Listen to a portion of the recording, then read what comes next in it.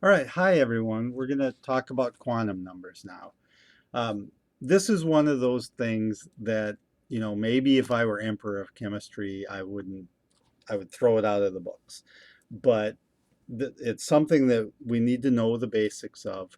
And what we're going for, just for those of you, especially who've had a chemistry course before, the quantum numbers are what eventually leads to the electron configurations and the orbitals that we're going to talk about at the end. So this is like getting to the final important part. All right, now quantum numbers come out of solutions to the Schrodinger equation that we talked about in the last content video. And we don't need to know anything more about that. They're solved, in this case, solved for the hydrogen atom. And what we need to know is all on that handout. So I have a summary sheet that summarizes all this information exactly the same. It's very condensed. The problem with having just that condensed thing and not having talked through it is it just doesn't work that way, right? If you just have that sheet and that's all you're given, it's very difficult to learn it without first going through it. So what I'll ask you to do is kind of go through this with me as I talk about the quantum numbers and explain them, and then have that summary sheet. And we'll do examples of what we need to know about quantum numbers when we get into the homework too. So hopefully that will help. All right, so like I said, these numbers come out of solutions to the Schrodinger equation, and they give us then all the information about the orbitals in an atom. All right, so quantum numbers, here we go. The first one is called the principal quantum number, and the symbol that it's given is the letter N, and the values that it can take are the integer number scale, 1, 2, 3, and so on. And this, in fact, this is just like the Bohr model, right? It's the same idea. And in fact, the information then that the principal quantum number gives us is the size of the orbital. And so the size of the orbital is kind of then that space that the electron occupies. It's how far away it is from the nucleus. And the farther away, does this make sense to you that the farther away on average the electron is from the nucleus, the higher energy that orbital is, right? It's a higher energy orbital. So the size of the energy, I'm sorry, size of the orbital, or the energy of that orbital, is given by the principal quantum number. Now, the other quantum numbers also contribute to the energy at some point, but the principal quantum number is size and energy of the orbital. All right, now before we go on to the other one, or the next one, because each of these quantum numbers goes in turn, their values all depend on the previous ones. So what we have to know, it's on that summary sheet. We have to know the name of the quantum number, the symbol, the allowed values, in this case 1, 2, 3, and what the physical representation, what it means physically. What's the physical meaning of that quantum number? And then there's another way of thinking about this, because these things, I'm trying to remember all the things I usually remember to say when I look out at the class, and I've got these puzzled looks like, what in the heck is he talking about, right? This stuff's really abstract, right? Really abstract stuff. Um, and so there's another um, model of, or another way of looking at quantum numbers and electronic orbitals that's super oversimplified, um, and incorrect, but I think is helpful. And so I like to talk about it alongside of the quantum numbers. So there's this thing we'll call the shell model, and we'll talk about it more. Uh, but so the principal quantum number would be what shell you're in. So you can think of just like, nesting, balls that fit inside of each other and getting bigger, each shell like that. Um, so that's the shell model that we'll talk about. Shell is the size of it, the size of the shell. All right, the next quantum number then is called the angular momentum quantum number, and the symbol is an L, and we usually do a cursive L for that. Now, the name of it, principal means most important, right? That's the principal. Angular momentum quantum number, it's not a physics class, and we don't need to know what angular momentum means and try and make that connection. I mean, if you do and it helps you remember it, great. But I don't think that that's really necessary for Gen Chem. This is just the name of it. It's called the angular momentum quantum number. And I don't know that we really think of electrons as having angular momentum anyway, because they're not moving like a classical particle, right? They're not like a ball on a string being flung around a center. Anyway, so it's just called the angular momentum quantum number. It's given the symbol L, and the allowed values, instead of starting at 1, L starts at 0, and N can go on forever, you know.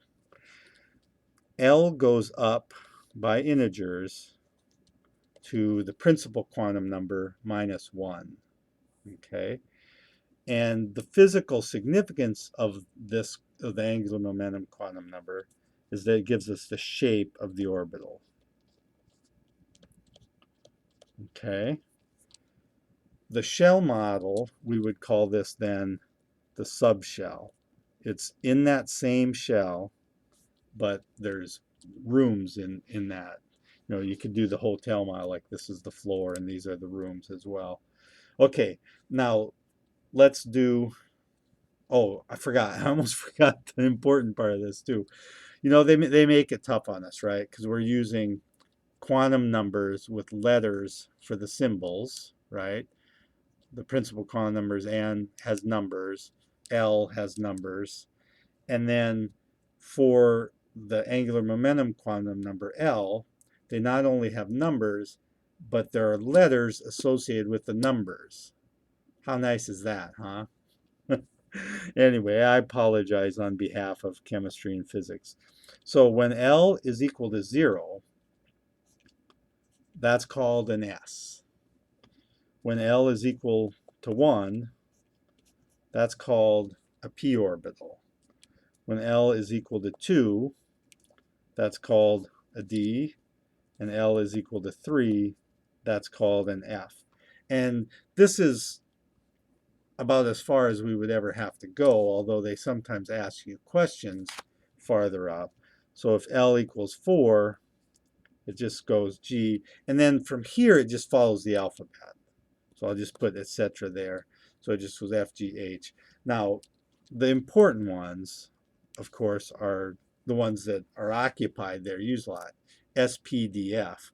And unfortunately, since we're not meeting in person, I can't tell you the way that I used back when I was writing my dinosaur to chemistry class to remember S, P, D, F. Because I, believe it or not, even though I'm 150 years old, I remember going to chemistry class and learning about this stuff. Um, and and I was like, what in the, oh my, you're kidding me, right? This is just like random letters and numbers and names. Okay. Um, Eventually we will get to what they look like, but I see SPDF, and being the good Catholic boy that I was, I came up with a method for remembering these that was the first 4 profanities that I could associate with them. Since we're not meeting in person and this will be posted, I can't say them, but you kind of get the hint, right? All right, so hopefully that helps you remember SPDF. It's not like the every good boy does fine kind of, anyway, but it's not bad. Okay, so what about assigning these? So let's just do an example so that we kind of see how it works.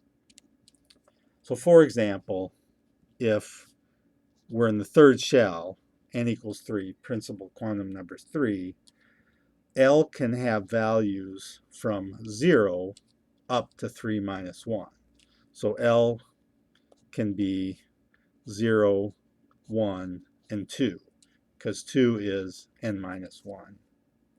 Okay, and as we go into the shell model more, we'll say, well, in the third shell, there can be 3 subshells. And there, because of the rules on these quantum numbers, there's a pattern to the numbers that hopefully will become apparent to you as we go along. So then the magnetic quantum number, at least this one has a nice symbol. It's M for magnetic, but it has a subscript L. And that subscript L is because the magnetic quantum number depends on the angular momentum quantum number, just like the angular momentum quantum number depends on the principal quantum number, right? And so it's M sub L, and the values that are allowed, the values that are okay, are from minus L to plus L, so integers. So what that means, if the angular momentum quantum number was 0, then M sub L can only be 0, right? And then what if L equals 1? Well, that means M sub L could be, starts at minus 1, and then goes up by an integer, so 0, and then up to plus L, which is plus 1, and so on. Now, the physical significance of the magnetic quantum number is the orientation. So which direction is it pointing? So the orientation of the orbital. And that would mean, so for instance, M sub L equals 0, if L equals 0, that's an S, right? So that would be an S. But if L equals 1, that would be p orbitals. And there's 3 different p orbitals in the p subshell. And so that would be px, py, and pz. And it's the orientation, so along the x, y, and z axis. And you'll see what that looks, it kind of looks like a dumbbell and lines up on that axis. All right, now I'm going to flip this over. There's one more quantum number. There's 4 quantum numbers, but before we talk about the 4th one, this is really important, so put a little star by this. Well, in all of this, we just kind of have to know all the quantum numbers. But when we know the first 3 quantum numbers, we know the orbital. So when we know n, L, and M sub L, that defines an orbital.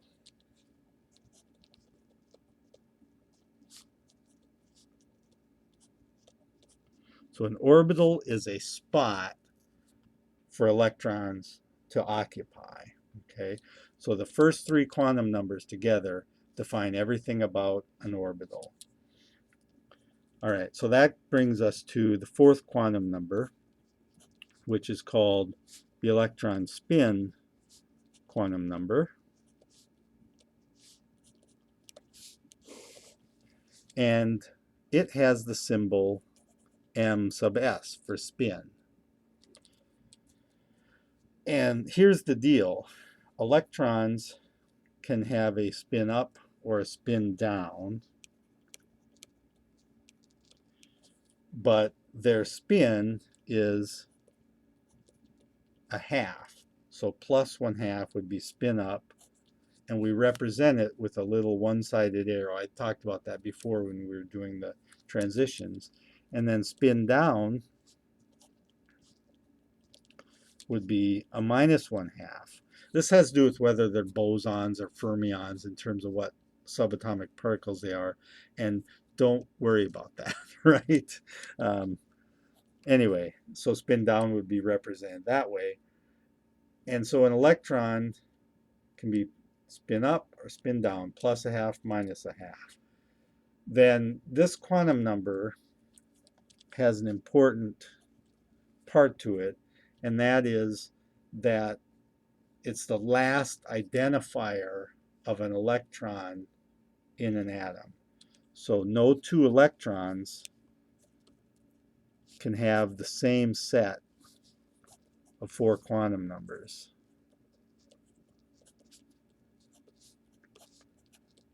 So let me get that written down and we'll talk about it a little bit.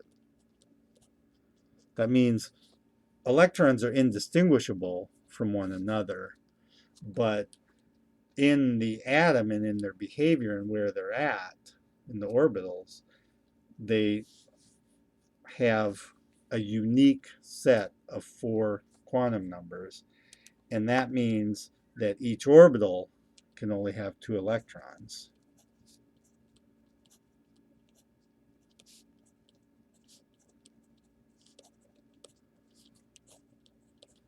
Right? Because the first 3 quantum numbers define everything about the orbital, and then 2 electrons can fit. One with spin up, one with spin down. 2 different quantum numbers there. This is called the Pauli exclusion principle. And that is